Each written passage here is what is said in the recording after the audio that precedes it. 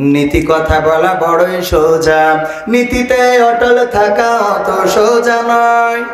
কথা কাজে মিল না হলে হবে না চূড়ান্ত বিজয়। কথা কয় না? কথা কাজে মিল না হলে হবে না চূড়ান্ত বিজয়। নীতি কথা বলা বড়ই সোজা, নীতিতে অটল থাকা অত সোজা নয়। কথা কাজে মিল না হলে হবে না চূড়ান্ত বিজয়। কথা কাজে মিল না হলে হবে না চূড়ান্ত বিজয়। উপদেশ দেওয়ার মতো মানুষ আছে ঢের, উপদেশ মানার মতো শপথ কয়জনের। উপদেশ দেওয়ার মতো মানুষ আছে ঢের, উপদেশ মানার মতো শপথ কয়জনের। বক্তা বলে কথা শোনে শুধু শ্রোতা, বক্তা বলে কথা শোনে শুধু শ্রোতা। সে কথা কথাই শুধু রয়। কথা কাজে মিল না হলে হবে না চূড়ান্ত বিজয়। কথা কাজে মিল না হলে হবে না চূড়ান্ত বিজয়।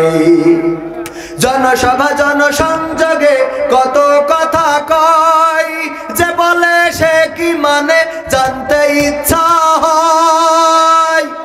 জনসভা জনসংযোগে কত কথা কয়, যে বলে সে কি মানে জানতে ইচ্ছা হয়। বলছি অবিরত কথা কত শত, বলছি অবিরত কথা কত শত। বলতে নেই কো মনে ভয়। কথা কাজে মিল না হলে হবে না চূড়ান্ত বিজয়। কথা কাজে মিল না হলে হবে না চূড়ান্ত বিজয়।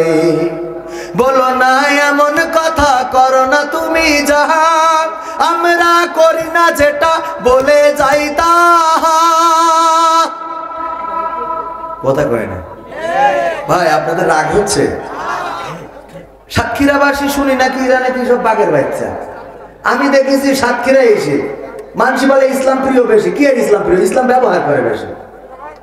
সত্য যেটা, ইসলাম প্রিয় নয়, ইসলামকে ব্যবহার করে।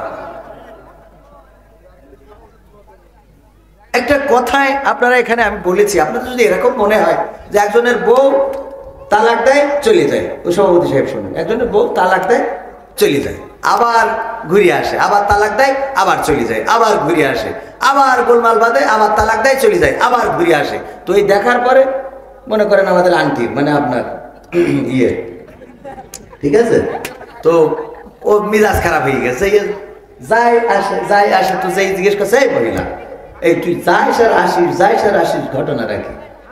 তো তালাক দেয়, দুদিন অন্তর চলে যাস আবার আসিস, এটা কোন ধরনের কাজ কারবার? তা বলছে ওর কথা শোনে কিনা, বোঝেননি? ওর কথা শোনে কিনা, তার কার কথা? স্বামীর কথা। হ্যাঁ দেখেন, এই বুঝতে আমার কতটুকু ভেঙে বলতে হইলো। আসলে ওর কথা শোনে কিনা, ওই যতই তালাক দিক ওর কানে ঢোকে না। তো এখন আমি যাই বলি, আপনাদের কি এরকম নাকি মনে হচ্ছে যে যাই বলবো ওর কথা শোনে কিনা, কবির বিনস আমাদের কথা শোনে কিনা? এরকম যদি এরকম হয় তাহলে আমার কিছু বলার নেই।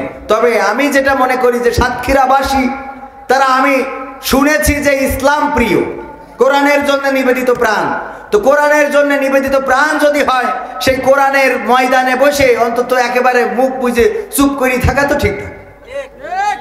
এই পাশে আমার যুবক ভাইয়েরা সবাই কোরআনের ভালোবাসেন না? বাসেন সত্যি সত্যি? আল্লাহর কিনে কিরকম দিন, হ্যাঁ? তাহলে এসে বসে যান। আর যদি ভালো না বাসেন তাহলে চলে যাবেন, রাগ করবো না। ভালোবাসলে এসে বসে যান। এই মাহফিলের সৌন্দর্য হলো বসা। আমি বসতে বলি না, কারণ প্রায় জায়গায় যেয়ে দেখি মাহফিল ফ্লাপ আছে, এখানে ফ্লাপ নেই, কারণ আমি একটু আগে উঠে ফেলেছি। আসছে মানুষ, আস্তে আস্তে আসতেছে।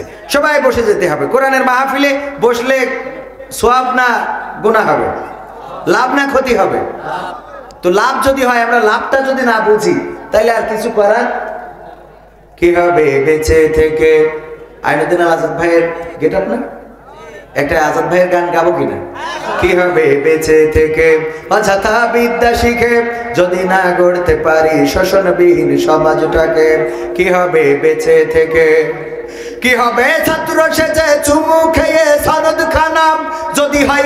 বিদ্যালয়টা পরিমণিদের আড্ডাখানা। কি হবে ছাত্র সেজে চুমু খেয়ে সনদ খানা, যদি হয় বিদ্যালয়টা মুরাদ হাসানদের আড্ডাখানা। এর চেয়ে মরাই ভালো, দেশ ছেড়ে যাওয়াই ভালো।